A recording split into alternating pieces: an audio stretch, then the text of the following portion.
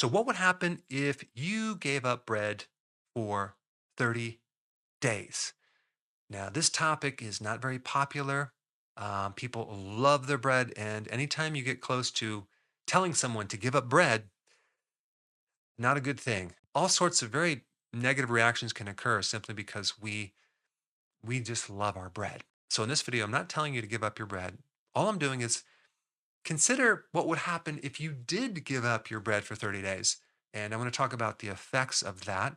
There's some information in here that you probably have never heard about, and it's really interesting. So just stay tuned. And there's a lot of things that bread can do to you in a negative way.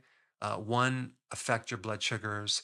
And I'm not going to cover the fact that most bread has glyphosate, and it's an herbicide that can create all sorts of issues. What I want to talk about today is the gluten part of bread. Now, gluten is a general term for a lot of different proteins, okay?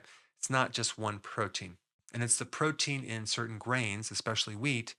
And gluten is basically the only protein that our bodies cannot fully digest. And gluten is associated with this thing called celiac disease, which is damaged small intestine. The layer is damaged to the point where you have these classic symptoms. And the three big classic symptoms would be bloating, abdominal pain, and diarrhea. People that are gluten intolerant, as well as people that have antibodies that actually show that they have celiac, many times, in fact, the great majority of the times, don't have these classic symptoms, which is very, very strange. So people are like, well, maybe I can get away with it if I just keep eating it because I don't have symptoms. And even the reason why I'm doing this video now is that I've been doing a lot of DNA testing on various people, and so many people, and the great majority of people, show a genetic problem with gluten intolerance.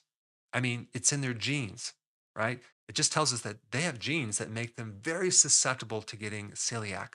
Yet, the great majority of people, when I talk to them, have virtually no GI symptoms, okay?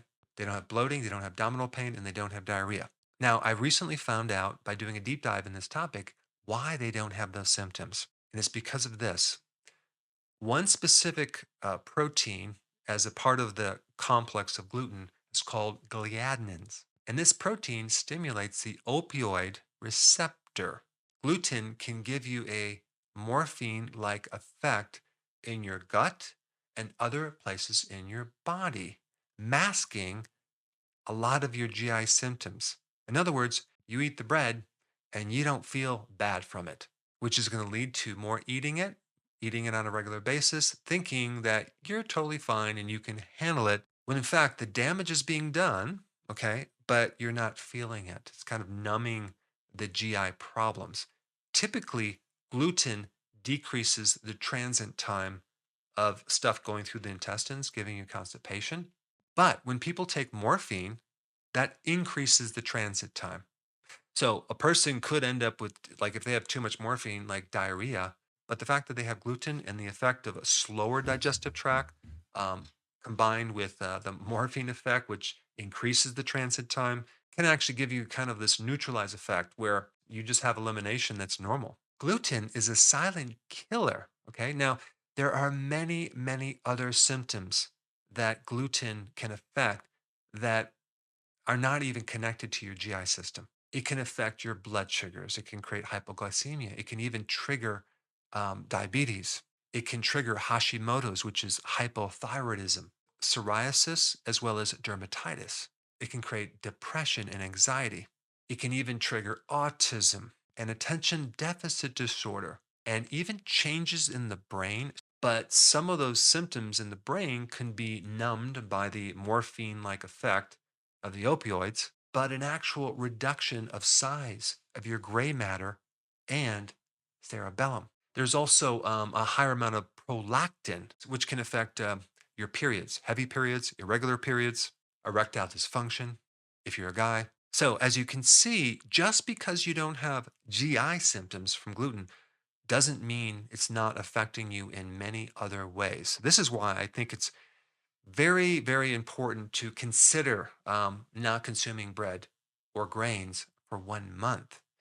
Boy, there are certain groups out there that are really pushing to get everyone to consume whole grains. And I'm talking like 65% of your calories, which I think is extremely bad advice just based on the gluten interaction alone. I mean, if you really want to know if you have a problem with gluten, you want to do either a biopsy of your small intestine, which is pretty invasive, which I actually don't recommend that part. Instead, I would recommend a blood test that looks for the antibodies that are related to celiac. Get that test done. And if it shows positive, or you get a DNA test and you have gluten intolerance on your DNA test, which makes you susceptible, you definitely want to consider getting off this bread. Now, what about the topic of just gluten free foods, right? Well, that's a step up, but the problem is you're still consuming grains and you're still going to have the blood sugar effects. You're still going to have the problems with insulin. You're still going to have the weight gain problems. You're still going to have the glyphosate issue. But the good news is there are a lot of alternative breads out there, recipes that can satisfy that desire for bread. And I'm going to put a bunch of links down below. I have a really, really cool video on probably one of the healthiest breads that you can eat. And that video had millions of views. And if you haven't seen that, I'm going to put that up right here. Check it out.